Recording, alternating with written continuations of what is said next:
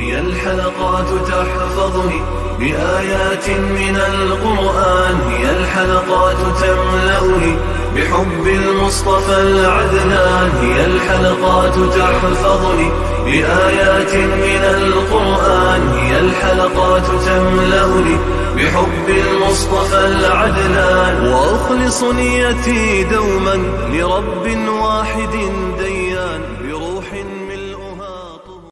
Sure Kamer tefsiri 9. ayetten başlayıp okuyayım inşallah. Bismillah, elhamdülillah ve salatu ve selamu ala Resulillah. Esselamu aleyküm ve rahmetullahi ve berekatuhu. Tüvende dehtanlığa İbn Kathir rahimahullah'ın Kur'an-ı Kerim tefsiri Uygurca tercümesi Kamer suresi 9. ayetinden başlayıp okuyayım inşallah. Ba'de euzubillahimineşşeytanirracim. Ulardan burun Nuh'nun kavmi inkar kıldı.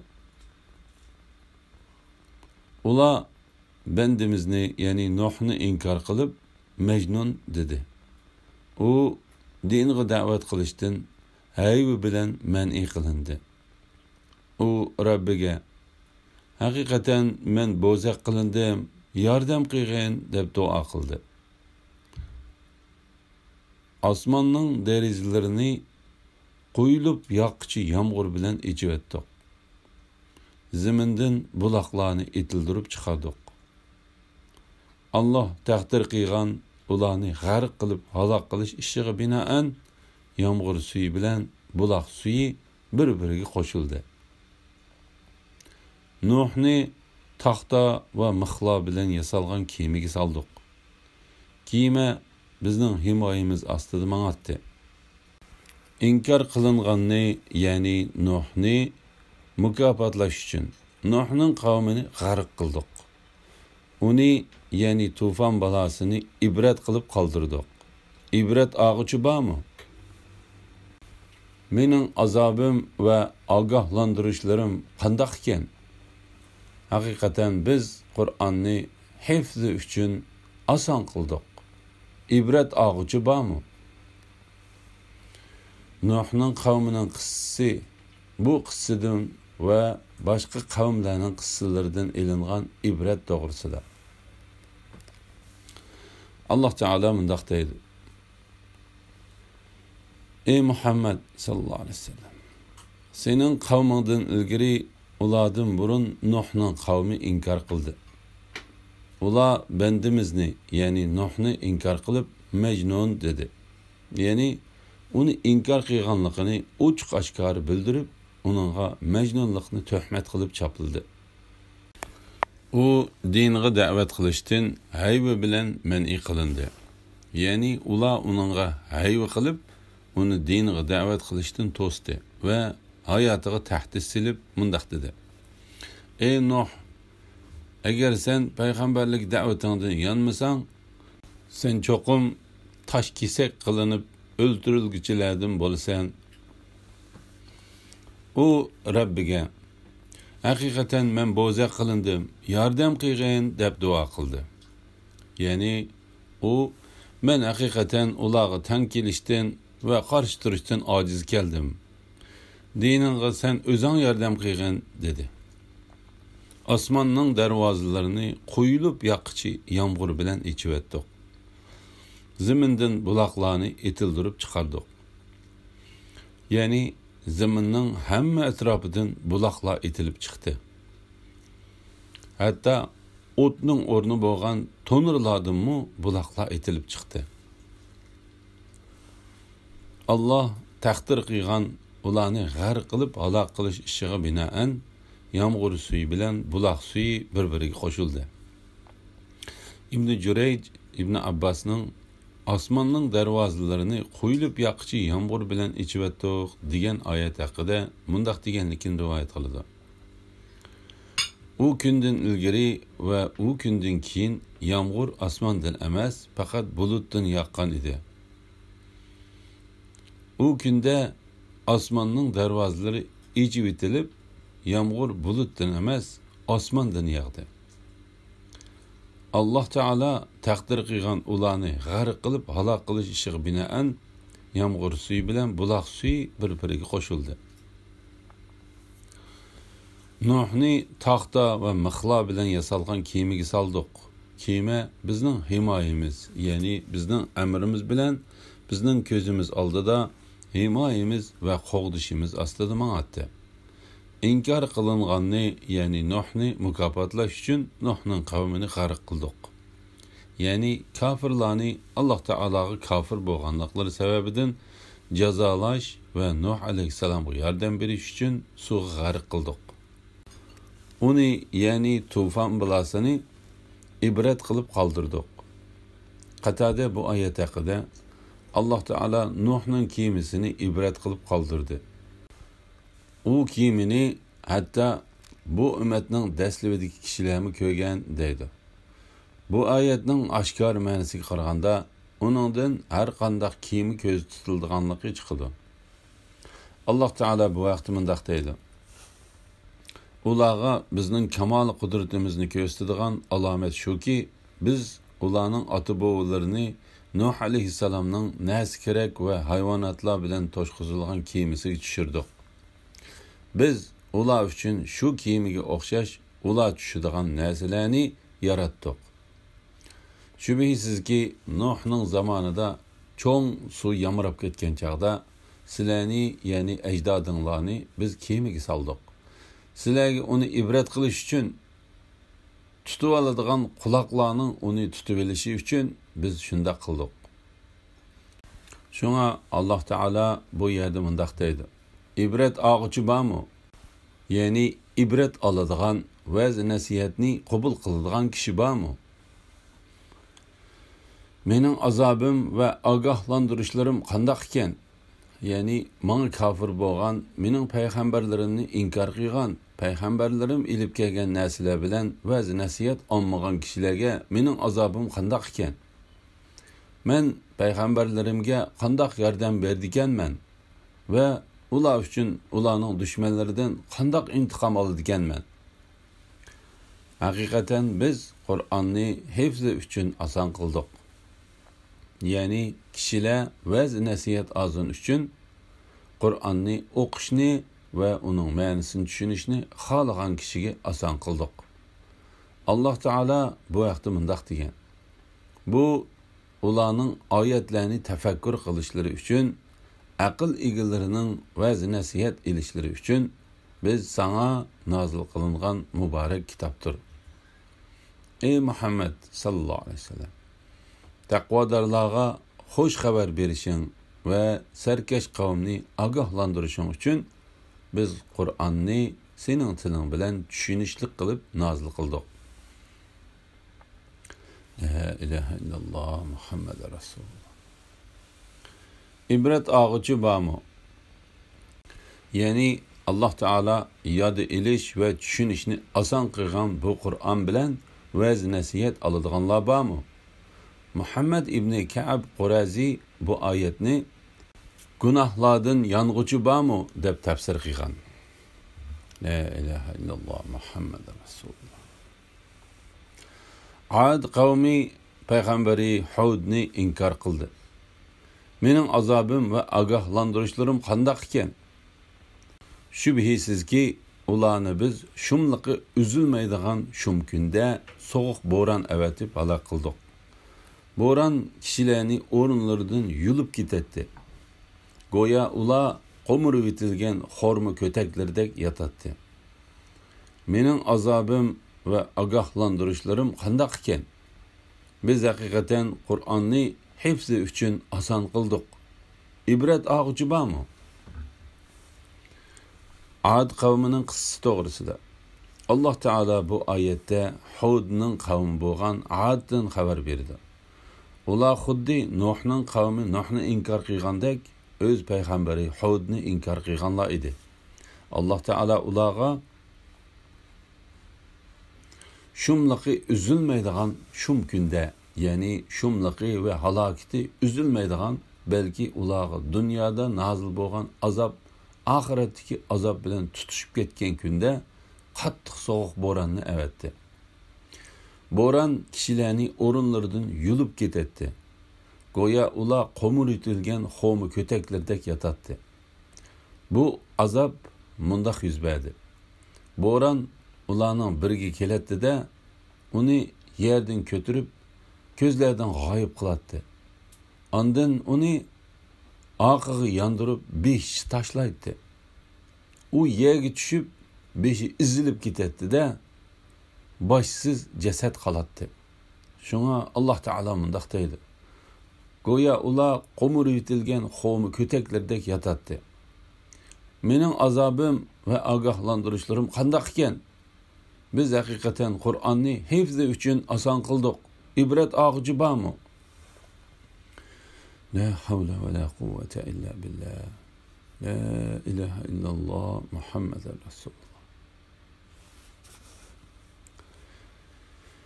Semud agahlandırgıçılarını, yani peygamberlerini yalğanğa çıkardı. Ular aytdi: aramızdaki bizge o'xshash bir odamga ergishamdik. Unda qilsak, u chaqda biz haqiqatan gumrohlikqa va saronlikqa muftala bo'lamiz. Aramizdan uningga vahiy nozil qilindimi? Hargiz undaq emas. U yolg'onchidir, mutakabbirdir. Ular ayta, yani oxiratda kimning yolg'onchi, mutakabbir ekanligini biladi. Biz haqiqatan sınash uchun ularga tish to'gini avatimiz.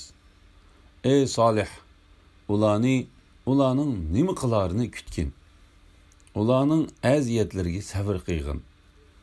Suvning ular bilan to'gining orasida bo'linganligini, qaysisining navbati kelsa, shuning hozir bo'ladiganligini ularga uqtirib qo'ygin. Ular birodarini to'gini o'ltirishga chaqirdi. U qilichini elib to'gini bo'g'izladi. Mening azobim va ogohlantirishlarim qandoq ekan? Shubhisizki biz ularga qattiq bir ovozni avatib, halok qilish bilan ularni qo'ton yasug'uchining tashlandiq shox-shumbilariday qilib etdik. Biz haqiqatan Qur'onni hifz qilish uchun oson qildik. İbret ağacı bormi? Semud qavmining qissasi to'g'risida. Bu ayet Semud qavmi haqida xabar berdi.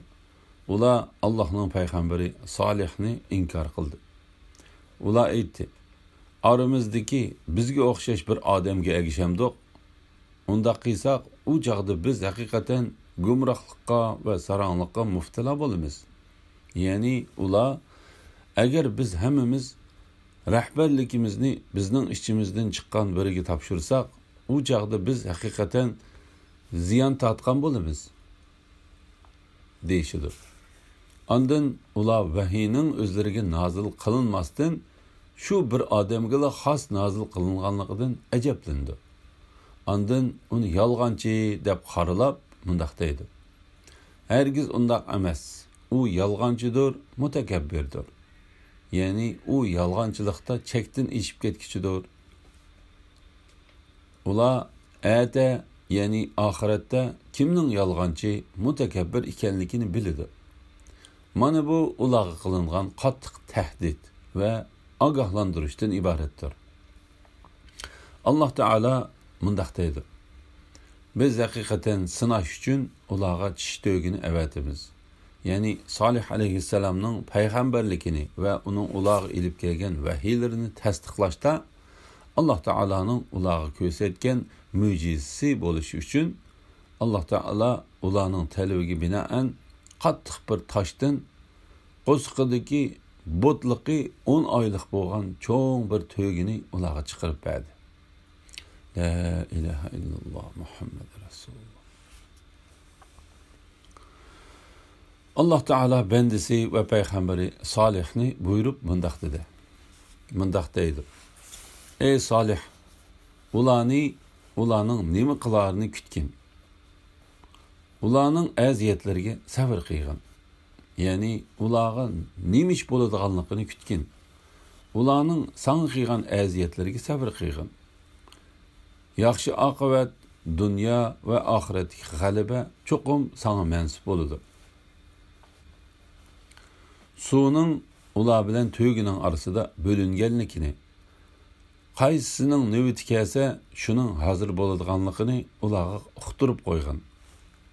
Ya'ni suv ichish bir kun ularning, bir kun to'ygining navbatidir. Alloh taolo bu vaqtda mundaq degan. Salih aytdi: "Bu to'yga suyinglardan bir kun ichidi. Sizlarmu muayyan bir kun ichisizlar. Qaysisining navbati kelsa, shuning hozir bo'ladiganligini Mujohid bu oyat haqida mundaq deydi. Agar to'yga suv ichgili kelmasa, ular suv hozir bo'ladi. Agar to'yga kelsa, ular to'ygining sutini ichadi. Ular buradarini to'ygini o'ldirishga chaqirdi. U qilichini ilib to'ygini bo'g'izladi. Tafsirshunoslar to'ygini bo'g'izlig'uchining ismi Qidor ibn Salif bo'lib, u qavmi ichidagi eng badbaxt kishi edi deydi. Alloh taolo bu vaqtda mundaq degan. Ayni zamonda Samudning eng badbaxt odami mo'jiz bo'lib kelgan to'ygini o'ldirishga oldirdi. U qilichini ilib to'ygini bo'g'izladi. Mening azobim va ogohlantirishlarim qandoq ekan? Ya'ni ularni jazoladim. Ularning menga kafir bo'lganligi va payg'ambarimni inkor qilganligi uchun ularga bergan jazoim qandoq ekan? Shubhisizki biz ularga qattiq bir ovozni avatib halok qilish bilan ularni qo'ton yasug'uchining tashlandiq shaxshumbillaridek qilib etdik. Tafsirshunoslardan bir qancha olimlar bu vaqtda mundaq deydi. Ulardan hech narsa qoldirmasdan talto'kis yo'qitildi. Ular go'yo ziroat va o'simliklar qurib tugagandek chirib tugidi. Suddi mundaq deydi. Ular sahrodagi yayloqning qurigan, obdobda ko'ygan va shamol uchirib yurgan chog'dagi tashlandiq o't cho'plardek qilib etildi. Ibn Zayd mundaq deydi. Arablar to'ga va qo'y kala qo'tonlarini qurib qolgan tikenlik shaxshumbilardan yasaydi. Alloh taoloning qo'ton yasug'uchining tashlandiq shaxshumbillaridek qilib etdik degan oyatidan ana shu ma'no ko'z tutilgan. Lutning qavmi ogohlantirishlarga chin tutmadi. Biz haqiqatan ularni tosh yog'dirib halok qildik. Faqat Lutning tavalari buning sirtidir. Ularni ne'matimiz yüzünden saharda qutuldirdik. Shukr qilg'uchini biz mushundaq mukofotlaymiz. Shubhisizki Lut ularni bizning jazolashimizdan ogohlantirdi. Ular ogohlantirishlardan sheklandi. Ular Lut'tan mehmonlarini, ya'ni odamzod shaklda kelgan farishtalarni ular bilan livota qilish uchun qo'g'dimasligini so'radi. Ularning ko'zlarini ko'r qilib etdik. Ularga azobimni va ogohlantirishlarimni tetinglar dedik. Haqiqatan ularga atiganda doimiy, ya'ni oxiratning azobiga ulinib ketadigan azob nozil bo'ldi. Ularga mening azobimni va ogohlantirishlarimni tetinglar deyildi. Biz haqiqatan Qur'onni hifzi uchun oson qildik. İbret ağıcı bormi? Lut qavmining qissasi to'g'risida. Alloh taolo bu oyatda Lutning qavmining ahvolini bayon qilib, ularning payg'ambarini qandoq inkor qilganligi, uning qandoq qarshilik qilganligi va erlar bilan erlar jinsiy munosabat qilishdan iborat, ulardan ilgari ahli jahondan hech kim qilmagan qabih yomonlikni qilganligi haqida xabar berdi. Şuna Allah Teala ularni ilgir o'tgan ummatlardan hech bir ummatni jazolamagan jazo bilan jazoladı. Allah Teala Cibril aleyhisselam'a buyruq qildi. U ularning shaharlarini ko'tirib osmonning qahriga ilib chiqdi. Ondan shaharlarni ularning ustiga dum ko'tirib tashlab etdi va ularning ustiga oqidinla üstülab sapal taşlarını yağdırıp etti. Şunun için Allah Teala bu yerde mındaq deydi. Biz hakikaten ularni taş yağdırıp halak kıldık. Fakat Lut'ның təvələri bunun sırtıdır. Ularni nimetimiz yüzüden səhərdə qutuldurduq. Yani ular keçinin ahırda şəhərdən çıxıb ketdi. Şunun bilen ular qavmiga nazil bolğan azapdan qutulup qaldı. Lut'a onun qavmidan birmi kişi, yani birmi kişi iman keltirmedi. Hatta onun ayalımı iman keltirmedi. Şuna onun ayalığa qavmiga nazil bolğan azap nazil boldu. Allah Teala'nın peygamberi Lut ve onun kızları ularning arasından salamet çıkıp ketdi. Onunğa hiç bir yamanlık yetmedi. Şükür kılgıçını biz muşundaq mükafatlaymiz. Şübhisiz ki Lut ularni bizning cezalışımızdan agahlandırdı. Yani ular azap düşüşdən ilgiri Lut ularni hakikaten Allah Teala'nın cezası ve azabından agahlandırdı. Ular bolsa ona perva qilmadi. Onun agahlandırışlarına kulak salmadı. Belki ular bu agahlandırışlardan şeklendi ve gumanda oldu. Ular Lut'un mehmanlarını, yani Ademzat şeklede kelgen periştilerini ular bilen livata qilish uchun qo'g'dimaslikni so'radi. U kecha Jibril, Mikail ve İsrafil qatorliq farishtalar Lut'ning qishig'a emdila bir xat tatgan chiroyli yigitlar suratiga kirib, Allah Teala'nın azabını ularga elib kelgan kechasi edi. Lut alayhissalom farishtalarni mehmon qildi. Lut'ning xotini pastkesh mo'may qavmiga odam avatib, ularga Lut'ning mehmonlarining borlig'ini uqtirib qo'ydi. Shuning bilan ular Lut'ning uyiga har tarafdan yugurishib kelishdi. Lut ularning oldini to'sib, darvozani taqib oldi. Ular darvozani chiqishga urindi. U oqshom vaqti edi. Lut alayhissalom mehmonlarini qo'g'dab, qavmini ularga chiqilishdan to'sib ve ularning ayollarini ishorat qilib turib mundaq dedi. Lut, bular mening qizlarim, yani qavmimning qizlaridir. Agar qadoi shahvat qilmoqchi bo'lsanglar, ularni nikohlab elinglar dedi. Ular Lutga aytdi. Qizlaringga bizning hojatimiz yo'q ekanligini sen obdan bilasan. Yani biz ularga qiziqmaymiz. Shuningdek bizning maqsadimizni obdan bilasan. Shunda qilib da'talash qilish keskinlashdi.